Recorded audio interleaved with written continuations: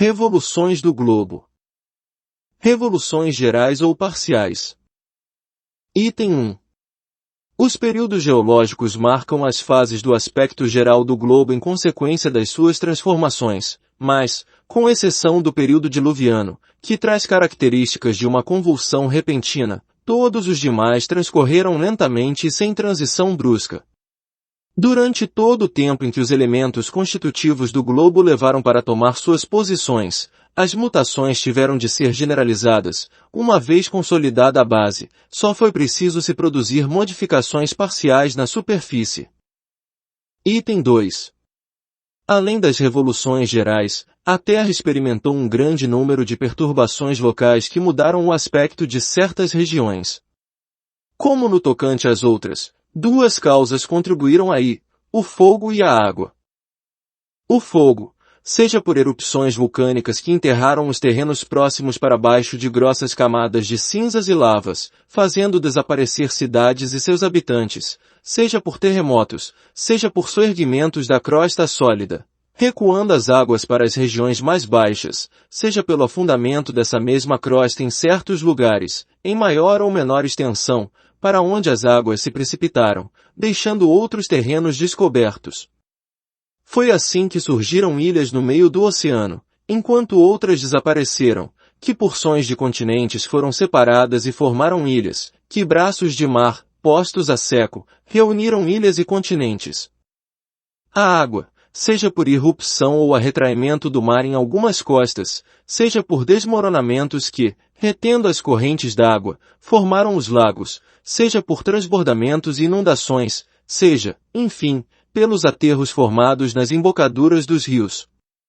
Esses aterros, retendo o mar, criaram novos territórios. Tal é a origem do delta do Nilo ou Baixo Egito, do delta do Ródano ou Camargo e de tantos outros. Idade das montanhas. Item 3. Com a inspeção dos terrenos rasgados pelo erguimento das montanhas e das camadas que formam suas sustentações, podemos determinar sua idade geológica. Por idade geológica das montanhas, não devemos entender o número de anos da existência delas, mas o período no qual elas se formaram e consequentemente sua antiguidade relativa. Seria um erro acreditar que essa antiguidade seja em razão da sua elevação ou da sua natureza exclusivamente granítica, uma vez que a massa de granito, ao se levantar, pode ter perfurado e separado as camadas superpostas. Assim foi constatado, pela observação, que as montanhas dos Vosges na Bretanha e da Costa do Ouro na França, que não são muito elevadas, pertencem às mais antigas formações. Elas datam do período de transição e são anteriores aos depósitos de carvão. A Cordilheira do Jura se formou em meados do período secundário e é contemporânea dos répteis gigantes. Os Pirineus se formaram mais tarde, no começo do período terciário. O Monte Branco e o grupo dos Alpes Ocidentais são posteriores aos Pirineus e datam de meados do período terciário. Os Alpes Orientais, que compreendem as montanhas do Tirol, são ainda mais recentes, pois só foram formados perto do fim do período terciário. Algumas montanhas da Ásia são inclusive posteriores ao período diluviano ou são contemporâneas deste. Essas elevações devem ter ocasionado grandes perturbações locais e inundações mais ou menos consideráveis pelo deslocamento das águas, pela interrupção e mudança do curso dos rios. Dilúvio bíblico. Item 4. O dilúvio bíblico, também designado como o Grande Dilúvio Asiático, é um fato cuja existência não pode ser contestada. Deve ter sido ocasionado pelo levantamento de uma parte das montanhas daquela região, como aquele do México. O que vem a apoiar esta opinião é a existência de um mar interior que outrora ia do Mar Negro ao Oceano Boreal, comprovada pelas observações geológicas. O Mar de Azov e o Mar Cáspio, cujas águas são salgadas, embora não se comunique com nenhum outro mar, o Lago Aral e os inúmeros lagos espalhados pelas imensas planícies da Tartália e as planícies da Rússia parecem ser restos daquele antigo mar. Após o levantamento das montanhas do Cáucaso, posterior ao dilúvio universal, uma parte dessas do século passado correspondente ao século XVIII registrou um exemplo memorável de um fenômeno desse gênero. A 6 dias de caminhada da cidade de México, existia em 1750 uma região fértil e bem cultivada, onde se cultivava em abundância arroz, milho e bananas. No mês de junho, pavorosos terremotos agitaram o solo, e esses terremotos se renovaram continuamente durante 2 meses inteiros. Na noite de 28 para 29 de setembro, a terra sofreu uma violenta convulsão, um terreno de muitas léguas de extensão ergueu-se pouco a pouco e acabou por alcançar a altitude de 500 pés, numa superfície de 10 léguas quadradas. O terreno ondulava como as vagas do mar ao sopro da tempestade, milhares de montículos se elevavam e afundavam alternativamente, afinal, um golfo de aproximadamente 3 léguas se abriu, fumaça, fogo, pedras esbraseadas e cinzas foram lançadas de lá a uma espantosa altura. 6 montanhas surgiram desse abismo escancarado, dentre as quais o vulcão ao qual foi dado o nome de Jorullo se eleva atualmente a 550 metros acima da antiga planície. No momento em que começou o tremor do solo, os 2 rios Cuitimba e São Pedro, recuando, inundaram toda a planície hoje ocupada pelo Jorullo. Contudo, no terreno, que se elevava continuamente, outro golfo se abriu e os engoliu. Eles reapareceram mais tarde a oeste, num ponto muito afastado de seus antigos leitos. Louis Figuier, La Terre avant le déluge, A Terra antes do Dilúvio, página 370. Águas foi reprimida para o norte, na direção do Oceano Boreal, a outra parte foi ao meio, em direção ao Oceano Índico. Estas últimas inundaram e devastaram precisamente a Mesopotâmia e toda a região habitada pelos antepassados do povo hebreu. Embora esse dilúvio se tenha estendido por uma superfície muito grande, um fato atualmente comprovado é o de que ele foi apenas local, que ele não pode ter sido causado pela chuva, pois, por mais abundante e prolongada que ela tenha sido por 40 dias, o cálculo prova que a quantidade d'água caída não podia ser o bastante para cobrir toda a terra, até acima das montanhas mais altas. Para os homens daquela época, que não conheciam mais do que uma extensão muito limitada da superfície do globo e que não tinham nenhuma ideia da sua configuração, desde o instante em que a inundação havia invadido os países conhecidos, para eles a terra inteira teria sido inundada. Se juntarmos a essa crença a forma imaginosa e exagerada própria do estilo oriental, já não nos será surpreso o exagero da narração bíblica. Item 5. O dilúvio asiático evidentemente é posterior ao aparecimento do homem na Terra, visto que a lembrança dele está conservada pela tradição em todos os povos daquela parte do mundo, os quais o consagraram nas suas teogonias. Ele é também posterior ao grande dilúvio universal que marcou o início do período geológico atual, e quando falamos de homens e de animais antediluvianos, referimos-nos a este primeiro cataclismo, revoluções periódicas. Item 6. Além do seu movimento anual em torno do Sol que produz as estações e do seu movimento de rotação sobre si mesmo em 24 horas que produz o dia e a noite, a Terra tem um terceiro movimento que se completa em aproximadamente 25.000 anos, mais exatamente 25.868 anos, e que produz o fenômeno denominado em astronomia com o nome de precessão dos equinócios. Capítulo 5, item 11. Esse movimento que seria impossível explicar em poucas palavras, sem o auxílio de figuras e sem uma demonstração geométrica consiste em um tipo de oscilação circular que comparamos com a de um peão se enfraquecendo, em virtude da qual o eixo da Terra, mudando de inclinação, descreve um duplo cone cujo vértice está no centro do planeta, abrangendo as bases desses cones a superfície circunscrita pelos círculos polares, isto é, uma amplitude de 23,5 graus de raio. Item 7. O equinócio é o instante em que o Sol, passando de um hemisfério a outro, se encontra perpendicularmente à linha do Equador, o que acontece 2 vezes por ano, a 21 de março, quando o Sol passa para o hemisfério boreal, e a 22 de setembro, quando volta ao hemisfério austral. Mas, em consequência da mudança gradual na obliquidade do eixo, o que acarreta outra mudança na inclinação da linha do Equador sobre a eclíptica, o instante do equinócio avança cada ano de alguns minutos, 25 minutos e 7 segundos. A esse avanço é que se deu o nome de precessão dos equinócios. Do latim procedere, caminhar para diante, composto de proi, adiante cedere, ir-se. Ao longo do tempo, esses poucos minutos formam horas, dias, meses e anos. Isso resulta que o equinócio da primavera que agora se verifica em março em algum tempo se verificará em fevereiro, depois em janeiro, depois em dezembro. E então o mês de dezembro terá a temperatura de março e março a de junho e assim por diante até que, voltando ao mês de março, as coisas se encontrarão de novo no estado atual, o que se dará em 25.868 anos, para recomeçar a mesma revolução indefinidamente. Item 8. Desse movimento cônico do eixo, resulta que os polos da Terra não olham constantemente os mesmos pontos do céu, que a estrela polar não será sempre estrela polar, que gradualmente os polos são mais ou menos inclinados para o Sol, dele recebendo raios mais ou menos diretos, donde se conclui que, por exemplo, a Islândia e a Laponia que estão sob o círculo polar poderão em dado tempo receber raios solares como se estivessem na latitude da Espanha e da Itália, e que, na posição do extremo oposto, Espanha e Itália poderão ter a temperatura da Islândia e da Laponia, e assim por diante, a cada renovação do período de 25.000 anos.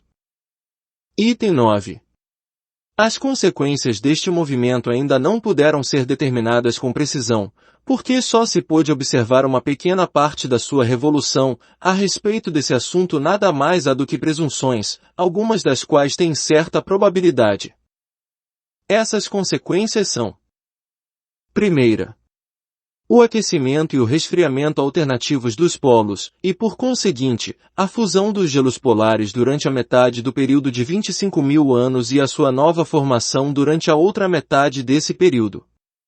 Resultaria daí que os polos não estão destinados a uma perpétua esterilidade, mas revezariam os papéis desfrutando dos benefícios da fertilidade. Segunda, o deslocamento gradual do mar que invadia pouco a pouco as terras, ao passo que descobre outras, para lhes abandonar novamente e voltar ao seu leito anterior. Esse movimento periódico e indefinidamente renovado constituiria uma verdadeira maré universal de 25.000 anos. A lentidão com que se opera esse movimento do mar torna-o quase imperceptível para cada geração, porém é sensível ao fim de alguns séculos. Ele não pode causar nenhum cataclismo súbito, pois os homens se retiram, de geração em geração, à proporção que o mar avança, e os homens avançam pelas terras donde o mar se retira. Muito provavelmente, é a essa causa que alguns sábios atribuem o afastamento do mar de certas costas e a invasão de outras por ele. Item 10. O deslocamento lento, gradual e periódico do mar é um fato adquirido pela experiência e confirmado por numerosos exemplos em todos os pontos do globo. Isso tem por efeito a manutenção das forças produtivas da Terra. Essa longa imersão é um tempo de repouso durante o qual as terras submersas recuperam os princípios vitais esgotados por uma produção não menos longa. Os imensos depósitos de matérias orgânicas, formados pela permanência das águas durante séculos e séculos, são fertilizações naturais periodicamente renovadas, e as gerações se sucedem sem se aperceberem dessas mudanças. Cataclismos futuros. Item 11. Grandes abalos da Terra ocorrem na época em que a crosta sólida pela sua fraca espessura oferecia pouca resistência à efervescência das matérias incandescentes do interior. Viu-se essas comoções diminuir de intensidade e de generalidade à medida que aquela crosta se consolidava. Numerosos vulcões agora ficaram extintos e outros foram soterrados pelos terrenos de formação posterior. Certamente, perturbações locais ainda poderão produzir-se, por efeito de erupções vulcânicas, da abertura de alguns novos vulcões, de inundações súbitas de certas regiões. Algumas ilhas poderão surgir do mar e outras poderão ser tragadas por ele. Mas o tempo dos cataclismos gerais, como os que marcaram os grandes períodos geológicos, já passou. A Terra adquiriu uma estabilidade que, sem ser absolutamente invariável, coloca doravante o gênero humano ao abrigo de perturbações gerais, exceto por causas desconhecidas, estranhas ao nosso globo e que de nada pudesse prever. Item 12. Quanto aos cometas, estamos hoje perfeitamente tranquilizados com relação à sua influência, que é mais salutar do que prejudicial, por eles parecerem destinados a revitalizar os mundos, se assim podemos nos exprimir, trazendo-lhes os princípios vitais que eles armazenam durante seu percurso através do espaço e na vizinhança dos sóis. Eles serão, portanto, mais fontes de prosperidades do que mensageiros de desgraças. Por sua natureza fluídica, já bem comprovada hoje em dia, capítulo 6, item 28 e seguintes, não é de se temer um choque violento, porque, no caso se um deles encontrasse a Terra, seria esta última quem atravessaria o cometa, como se atravessasse um nevoeiro. Sua cauda não é mais terrível, ela não é mais do que o reflexo da luz solar na imensa atmosfera que os envolve, porque ela é constantemente dirigida para o lado oposto ao Sol, e muda de direção de acordo com a posição deste astro. Por consequência da rapidez com que eles caminham, essa matéria gasosa também poderia bem ser uma espécie de cabeleira semelhante ao rastro na água deixada por um navio, ou a fumaça de uma locomotiva. De resto, vários cometas já se aproximaram da Terra sem lhe causar qualquer dano, e em razão das suas respectivas densidades, a Terra exerceria sobre o cometa uma atração maior do que a do cometa sobre a Terra. Somente um resto de velhos preconceitos pode inspirar preocupações com a sua presença. Item 13. É preciso igualmente relegar entre as hipóteses quiméricas a possibilidade do encontro da Terra com outro planeta. A regularidade e a invariabilidade das leis que presidem os movimentos dos corpos afastam toda a probabilidade desse encontro. No entanto, a Terra terá um fim. Como? Isso é o que está no domínio das suposições. Mas, como ela ainda está longe da perfeição que pode alcançar e do envelhecimento que seria um sinal de declínio, seus habitantes atuais estão seguros de que tal não se dará ao seu tempo. Capítulo 6, item 48 e seguintes. Item 14. Fisicamente, a Terra teve as convulsões da sua infância, ela entrou agora num período de relativa estabilidade, no período do progresso pacífico, que se realiza pelo retorno regular dos mesmos fenômenos físicos e pela colaboração inteligente do homem. Todavia, ela ainda está em pleno trabalho de gestação do progresso moral. Aí estará a causa das suas maiores comoções. Até que a humanidade tenha crescido suficientemente em perfeição pela inteligência e pela observância das leis divinas, as maiores perturbações ainda serão causadas mais pelos homens do que pela natureza, isto é, serão mais morais e sociais do que físicas. Aumento ou diminuição do volume da Terra. Item 15. O volume da Terra aumenta, diminui ou permanece estacionário. Em defesa do aumento do volume da Terra, algumas pessoas se fundamentam no fato de que as plantas devolvem ao solo mais do que elas tiram dele, o que é verdade, em certo sentido, mas não em outro. As plantas se nutrem tanto e até mais das substâncias gasosas que aurem na atmosfera, quanto das que elas aspiram pelas suas raízes. Ora, a atmosfera faz parte integrante do globo. Os gases que a constituem provêm da decomposição dos corpos sólidos, e estes, em se recompondo, lhe retomam o que lhe haviam dado. É uma troca, ou, antes, uma perpétua transformação, de tal sorte que o crescimento dos vegetais e dos animais se operando com a ajuda dos elementos constitutivos do globo, seus despojos por mais consideráveis que sejam não aumentam um átomo a massa.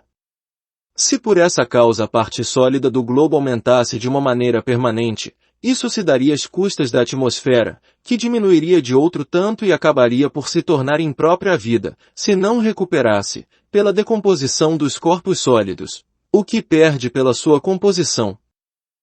Na origem da Terra, as primeiras camadas geológicas foram formadas das matérias sólidas momentaneamente volatilizadas pelo efeito da alta temperatura, e que, mais tarde condensadas pelo resfriamento, se precipitaram.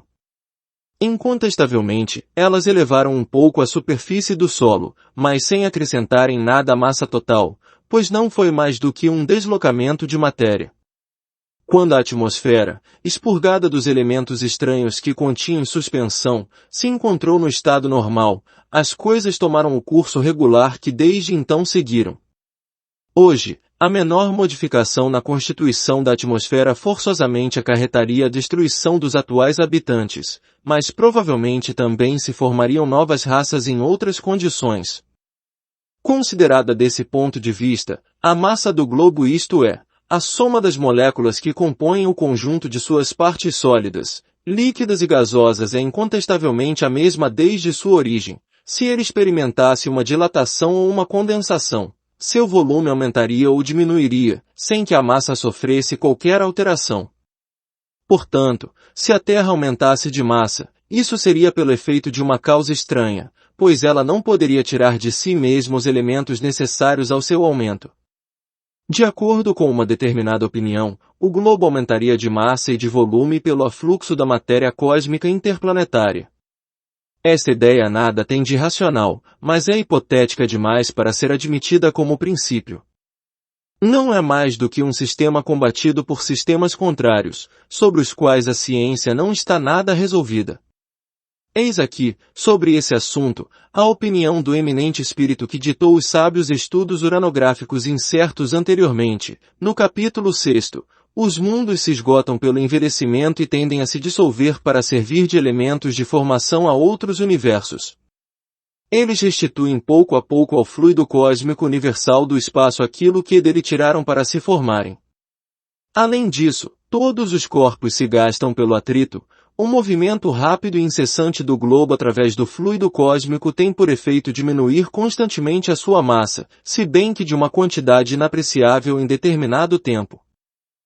A existência dos mundos pode, a meu ver, dividir-se em 3 períodos.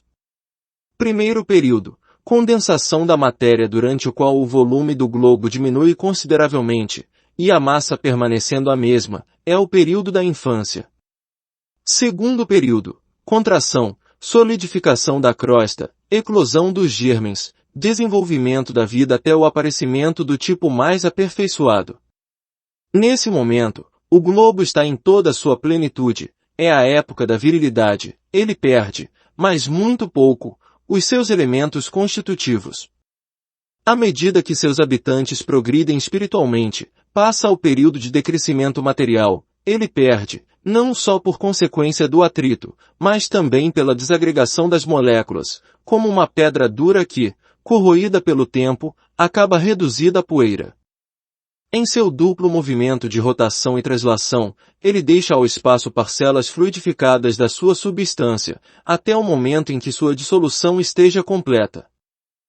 Mas então, como o poder de atração está na razão direta da massa, não digo do volume, a massa do globo diminuindo, suas condições de equilíbrio no espaço são modificadas, dominado por globos mais poderosos, aos quais ele não pode fazer contrapeso. Resultam daí desvios nos seus movimentos, e portanto, também profundas mudanças nas condições da vida em sua superfície. Assim, nascimento, vida e morte, ou infância, virilidade, decrepitude são as 3 fases pelas quais passa toda aglomeração de matéria orgânica ou inorgânica, só o espírito que não é matéria é indestrutível. Galileu, Sociedade de Paris, 1868.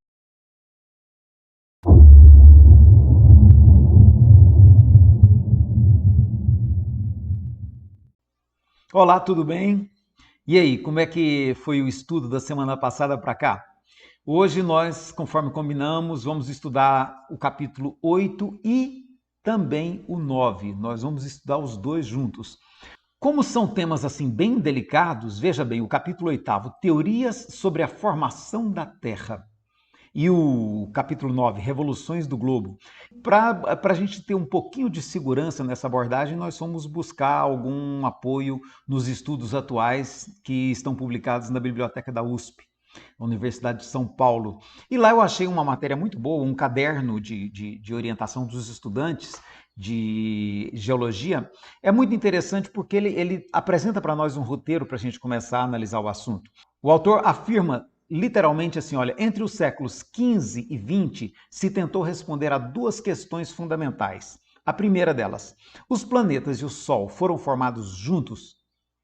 A segunda, os planetas são formados de matéria que originou o Sol ou de matéria interestelar? Então, essas duas questões realmente são as questões que Kardec procura responder no capítulo 8, especificamente. Ele vai fazer uma apresentação das principais teorias vigentes e, sobretudo, ele vai explicar por que ele está refutando duas delas. E lá no livro você vai ver que ele começa pela teoria de Buffon. Era uma teoria que existia na época do final do século anterior e que era muito corrente na França. Segundo essa teoria, que Kardec chama de teoria da projeção, a formação da Terra teria sido decorrente de um choque de um cometa contra o Sol, que nesse choque teria promovido a expulsão de matéria solar, e essa matéria solar, portanto, permanecendo na rotação do Sol, porque estava tudo em movimento, então, continuando em movimento, foi dando origem gradativamente aos planetas que hoje giram ao redor do sistema solar. De acordo com seus cálculos, a Terra teria gasto cerca de 74 mil anos para chegar à sua temperatura atual. E dentro de 93 mil anos mais à frente, ela veria o termo da sua existência. E ele vai dizer que a teoria de Buffon, contraditada pelas novas descobertas da ciência, está hoje completamente abandonada. Por quê? Ele vai explicar então, porque a gente sabe que os cometas não são exatamente o que se pensava e, portanto, o choque de um cometa contra o Sol não poderia causar essa expulsão de massas nessa enorme quantidade suficiente para formar planetas, por exemplo, como Júpiter.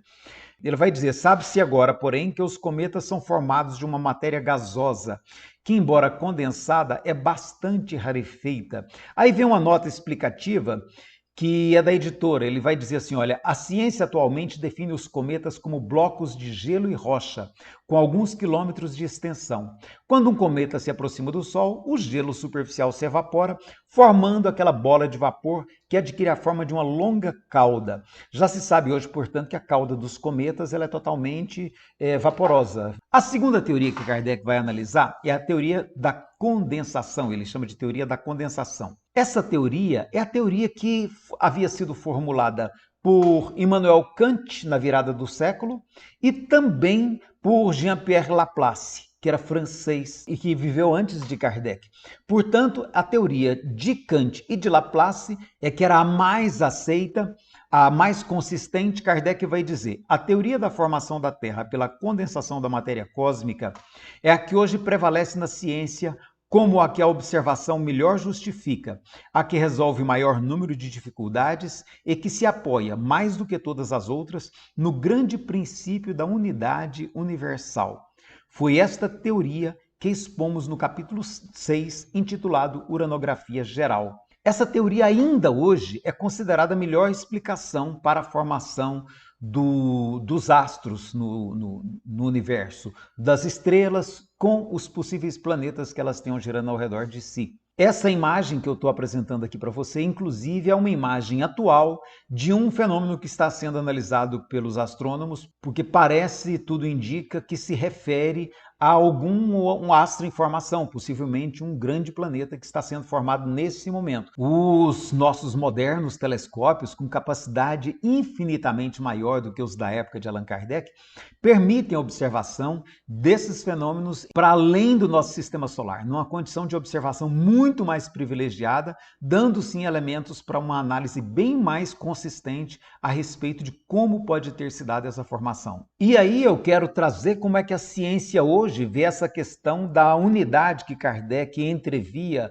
sobretudo na teoria do Kant e do Laplace, porque há um elemento novo que é agregado pelo olhar científico atual. Desde que foi anunciada a teoria do caos, que depois até recebeu um nome melhor, teoria da complexidade, por volta da década de 60, 1960, então, desde então, ao invés de pensar naquele universo que flui segundo uma unidade, uma perfeição, começa a se perguntar se na verdade não é um grande caos, que dentro desse caos a gente está presenciando o fenômeno da vida e do qual nós fazemos parte. O universo seria um sistema hipercomplexo, que é uma outra visão, diferente daquela visão que prevalecia no século XIX. Mas que é muito interessante, muito rica, abre possibilidades de um entendimento muito melhor de como que funciona o próprio universo. E em seguida ele vai analisar a terceira teoria, da incrustação. Eu sugiro a você que leia essa teoria da incrustação também, porque ela é muito engraçada. Essa teoria tentava conciliar o que era observado já pelos pesquisadores da época, em particular as diferenças entre os povos, com o texto da Bíblia, sobretudo o prazo de criação da Terra. Imaginava-se que foram 4 planetas dotados de alma, de uma certa capacidade de decisão, que resolveram se unir. E se unindo, formaram os principais continentes que nós temos hoje no nosso planeta. O planeta Ásia teria trazido a raça amarela, a civilização mais antiga. O planeta África teria trazido, ele fala aqui de raça negra, esse é um conceito que você tem que tomar cuidado, porque ele não existe mais hoje, tá? Não existe mais o conceito de raça aplicada a seres humanos, mas os povos de pele negra. E então teria sido um outro planeta. O planeta Europa teria trazido os povos de pele branca, que a expressão que ele usa é raça branca, tá? Os povos de pele branca. E o América, os povos de pele vermelha. É muito curiosa essa teoria, porque ela considera os planetas como dotados de alma, de vontade, de liberdade de decisão. E aí Kardec vai refutar essa teoria, mostrar por que ela não deve nem ser levada a sério, por conta do quanto as afirmações são pueris. E por fim ele vai terminar o capítulo explorando o assunto a alma da Terra. Ele vai argumentar no seu texto que, ampliada nesse sentido, a ideia de alma da Terra deve então ser arrolada entre as concepções sistemáticas e quiméricas. Mas eu quero considerar com você que, por mais que Kardec tenha considerado como concepção sistemática e quimérica, ela continua sendo muito levada a sério ainda hoje, sobretudo nos meios que lidam com a ecologia, com a questão ambiental. Embora seja uma teoria não científica, ela sempre volta e se fundamenta lá numa ideia ainda da filosofia grega, usando inclusive o nome da deusa Gaia, que seria uma forma de questionar se nós não podemos compreender que a Terra seja um grande organismo vivo e, de certo modo, dotada de alguma espécie de inteligência do ponto de vista da capacidade de sua própria reconstituição. Essa tese sempre volta, sobretudo nesse momento em que a Terra está sofrendo muito com a presença humana, tendo sido acelerados todos os processos de extinção de vida animal. E em função disso, há um entendimento de que se a espécie humana se auto-extinguir, a Terra retoma o seu vigor rapidamente, porque hoje um dos principais fatores de destruição do meio ambiente é a presença do ser humano.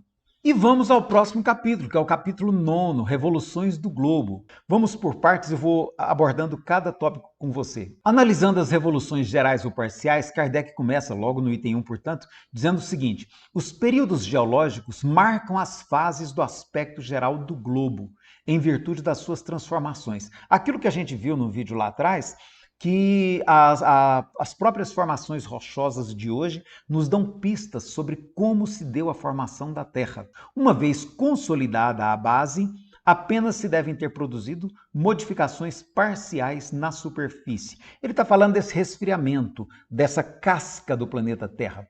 Então, uma vez resfriado, deu-se uma certa estabilidade e a partir daí as modificações seriam parciais, segundo o entendimento da geografia que se tinha naquela época.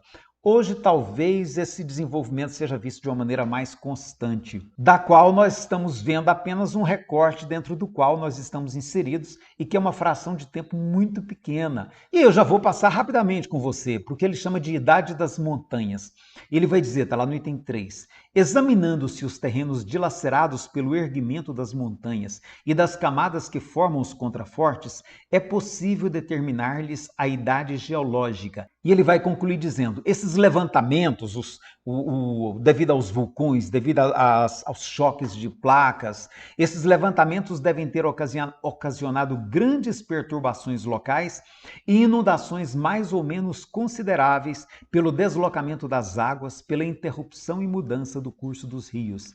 E Kardec está escrevendo isso aqui, gente, não é à toa não. Ele era um estudioso, é muito interessante perceber o quanto Kardec era estudioso.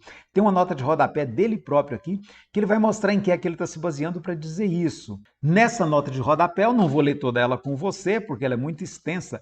Ele vai dizer que o século XVIII, que é o século anterior ao dele, registrou notável exemplo de um fenômeno desse gênero, de dobramento das estruturas rochosas do planeta, formando montes, formando cordilheiras, formando vulcões. Então ele diz, há 6 dias de marcha da cidade do México, existia em 1750 uma região fértil e muito bem cultivada, onde produzia em abundância arroz, milho, bananas. No mês de junho, pavorosos tremores de terra abalaram o solo, renovando-se continuamente durante 2 meses inteiros. E ele pega informações bem precisas. Veja bem, na noite de 28 para 29 de setembro, portanto lá de 1750, produziu-se violenta convulsão.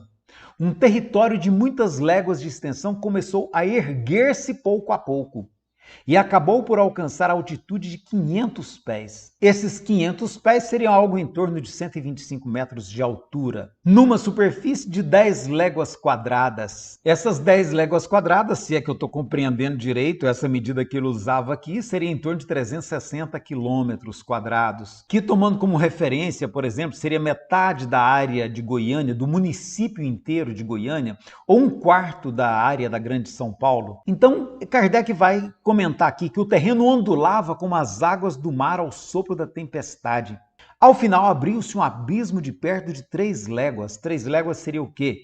Quase 20 quilômetros. De onde eram lançados a prodigiosa altura fumaça, fogo, pedras em brasa e cinzas, ou seja, formou-se um vulcão. 6 montanhas surgiram desse abismo escancarado, entre as quais o vulcão a que foi dado o nome de Jorullo. Se você quiser pesquisar na Wikipédia, pesquisa aí, El Jorullo, que agora se eleva a 550 metros acima da antiga planície. Hoje essa área foi transformada num grande parque de turismo. Kardec está usando para comentar isso aqui um livro na época de Luiz Figuier, que chamava A Terra Antes do Dilúvio. Então são essas ocorrências que fundamentam essas explicações a respeito desse processo de formação das montanhas, dos Alpes, dos Andes, dessas grandes cordilheiras que a gente conhece, ou mesmo desses pequenos montes que a gente vê hoje na geografia terrena. Em seguida, Kardec vai analisar o que ele chama aqui no tópico que ele coloca no livro A Gênese de dilúvio bíblico. E ele vai dizer, o dilúvio bíblico, também conhecido pelo nome de grande dilúvio asiático, isso aqui são referências da época dele, tá, gente?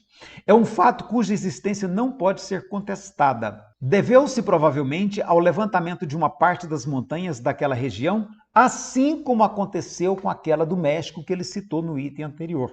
O que vem corroborar esta opinião é a existência de um mar interior que outrora se estendia do Mar Negro ao Oceano Boreal, comprovada pelas observações geológicas. Na nota de rodapé, ele vai se referir a uma lenda hindu que pode ser a explicação para o texto bíblico do dilúvio. Ele vai dizer, a lenda indiana sobre o dilúvio refere, segundo o livro dos Vedas, que Brahma, transformado em peixe, dirigiu-se ao piedoso monarca Vaivatswata e lhe disse, chegou o momento da dissolução do universo. Em breve estará destruído tudo o que existe na Terra. Veja a semelhança, gente. Tens que construir um navio em que embarcarás depois de teres feito embarcar sementes de todos os vegetais. Lembra alguma coisa a respeito da Arca de Noé? Esperar-me-ás nesse navio e eu virei ter contigo, trazendo à cabeça um chifre pelo qual me reconhecerás. O santo obedeceu, construiu um navio, embarcou nele e o atou por um cabo muito forte ao chifre do peixe. O navio foi rebocado durante muitos anos com extrema rapidez por entre as trevas de uma tremenda tempestade. Em tudo a história do dilúvio da Bíblia, abordando ao final ao cume do Monte Himawat, que é o Monte Himalaia. E é o próprio Kardec quem comenta. É flagrante a analogia desta lenda com a narrativa bíblica de Noé.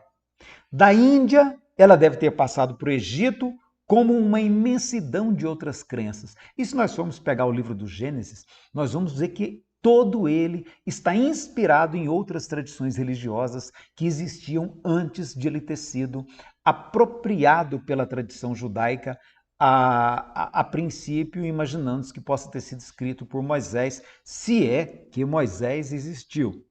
E aí Kardec vai analisar em seguida as revoluções periódicas pelas quais passa a Terra e que já eram do conhecimento dos astrônomos na sua época. Ele vai começar dizendo, lá no item 6, além do seu movimento anual em torno do Sol, que produz as estações, do seu movimento de rotação sobre si mesma em 24 horas, que resulta no dia e da noite, a Terra tem um terceiro movimento que se completa em cerca de 25 mil anos, ou, mais exatamente, em 25.868 anos, e que produz o fenômeno designado em astronomia sob o nome de precessão dos equinócios. Não se trata de um movimento simples que a gente possa perceber, assim, de simplesmente olhar a natureza. Você observa, o Sol ele não fica sempre no meio. Acho que você já observou isso, né? O Sol às vezes está por aqui e às vezes está por aqui. Se você observar a sombra da sua casa, vai mudando de posição de acordo com a época do ano.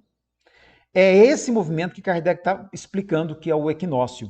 E a precessão é como que esse movimento muda ao longo do tempo. Kardec arredonda para 25 mil anos, seria melhor arredondar para 26 mil anos, seria mais correto. A cada 26 mil anos, a Terra faz um giro inteiro ao redor em torno de seu próprio eixo, como se fosse um peão cambaleando. Kardec vai usar essa informação astronômica, sobretudo, para desfazer a crença que existia e existe ainda hoje no horóscopo. Ele vai dizer, em virtude da precessão dos equinócios, acontece que os meses já não correspondem às mesmas constelações. E alguém que nasça no mês de julho já não estará mais no signo de Leão, porém no de Câncer, com a passagem do tempo. Cai assim a ideia supersticiosa ligada à influência dos signos. Mas um pouco mais à frente, ele vai mostrar que isso tem outras implicações do ponto de vista geológico, como, por exemplo, o aquecimento e resfriamento dos polos, que promove o derretimento das calotas polares e, com isso, muda o contorno dos continentes. E ele vai dizer, mas não é um fenômeno que acontece de uma vez, ele acontece ao longo dos 26 mil anos. Portanto, a sociedade vai se reorganizando gradativamente sem sequer perceber que esse fenômeno acontece. A gente vai ver que as nossas cidades aqui do Brasil, a cidade do Rio de Janeiro, por exemplo, quantos anos ela tem? Em 26 mil anos é muito difícil notar qualquer alteração decorrente desse movimento. Mas, ao longo dos 26 mil anos, isso vai promovendo uma mudança, sobretudo nas áreas mais baixas do planeta, por conta dessa invasão das águas nos litorais, ou do afastamento que se dá em seguida. E aí Kardec vai passar para o próximo tópico, cataclismos futuros. O que ele quer dizer com isso? É que hoje a crosta da Terra já é mais estável, mas ainda poderão produzir-se perturbações locais por efeito de erupções vulcânicas, da eclosão de alguns vulcões novos ou em virtude de inundações repentinas de algumas regiões. Essas inundações repentinas de algumas regiões a que Kardec se refere, eu não sei qual era a clareza que se tinha a respeito disso na época, mas hoje já se entende melhor esse fenômeno. E o Evandro Noleto vai colocar uma nota de rodapé aqui na tradução da FEB. Ele vai colocar a seguinte explicação. No dia 26 de dezembro de 2004, ondas gigantescas de até 12 metros de altura invadiram o litoral de 12 países do sul da Ásia, especialmente a Indonésia, onde causaram maiores danos, mas se estendendo também à Oceania e à costa oriental da África. Acho que você se lembra disso, 2004. Aqui que ele está se referindo, aquele grande tsunami da Indonésia. Chamadas de tsunami, tais ondas foram provocadas por um abalo sísmico submarino, cujo epicentro ocorreu no Oceano Índico. Aliás, a explicação que já está muito bem mapeada. A 9.000 metros de profundidade, próximo à ilha de Sumatra, tendo atingido 9 graus na escala Richter e provocado, segundo estimativas da ONU, a morte imediata de 150 mil pessoas, sendo que nos dias seguintes esse número aumentou para mais de 200 mil. E aí ele vai terminar esse tópico comentando o possível fim da Terra, um futuro quando a Terra vai deixar de existir. E ele fala, a Terra terá, no entanto, um fim. De que maneira? Isso ainda pertence ao domínio das hipóteses. Como, porém, ela ainda se acha longe da perfeição que pode alcançar e da ancianidade que lhe indicaria o declínio, seus habitantes atuais podem estar certos de que tal fato não se dará no correr do tempo em que eles vivem. Então não precisamos ficar preocupados que esse fim da Terra, o fim do sistema solar, o apagamento do Sol, são coisas para daqui a milhões de anos, então a gente não precisa se preocupar com isso. Mas o que mais interessa, e aí Kardec vai encerrar com essa abordagem no item 14, ele vai dizer assim, olha, que o grande desafio é agora o avanço moral da espécie humana. Até que a humanidade haja crescido suficientemente em perfeição, pela inteligência e pela prática das leis divinas, as maiores perturbações que a Terra vai experimentar serão causadas mais pelos homens do que pela natureza. Isto é, serão antes morais do que físicas. O consumismo exacerbado, a gana pelo lucro a qualquer custo, fomentada por um sistema de produção focado no lucro, no ganho financeiro, na acumulação de riqueza, que é o sistema capitalista, isso tem acelerado o processo de ocupação da terra, de apropriação do homem sobre os seus recursos naturais de uma maneira absolutamente desordenada, provocando a extinção de inúmeras espécies vegetais e animais e colocando em risco a própria sobrevivência do homem aqui na Terra. E aqui eu te apresento um outro elemento muito interessante no estudo do livro A Gênese. Na quarta edição, e aí se você estiver acompanhando pelo da editora do Centro Espírita Leon Denis, lá não vai constar esse tópico, que ele consta apenas da quinta edição, que Kardec alterou um pouquinho antes da sua desencarnação. E, por sinal, ela foi publicada já depois que ele havia falecido.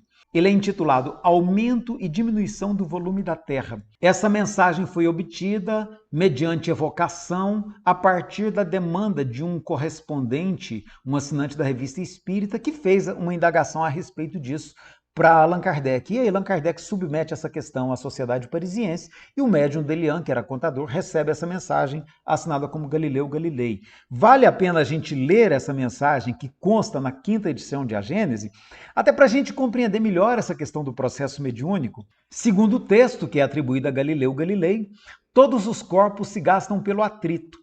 O movimento rápido e incessante do globo através do fluido cósmico tem por efeito diminuir-lhe constantemente a massa.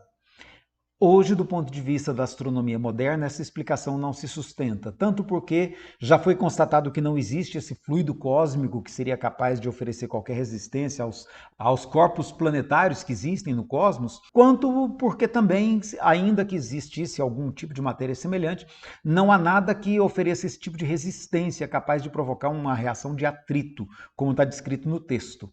Como a ênfase de toda a obra kardeciana é a questão espiritual e, sobretudo, a questão moral, o próprio texto da mensagem atribuída a Galileu Galilei vai terminar dizendo: assim, nascimento, vida e morte, ou infância, virilidade, decrepitude, tais são as três fases porque passa toda aglomeração de matéria, orgânica ou inorgânica. Só o espírito, que não é matéria, é que é indestrutível. Eu espero que esse vídeo tenha contribuído com você de alguma maneira e se ele te foi útil, por favor, compartilha para que seus colegas de casa espírita também possam participar conosco desse gostoso estudo do livro A Gênese de Allan Kardec. Um grande abraço, até o próximo sábado.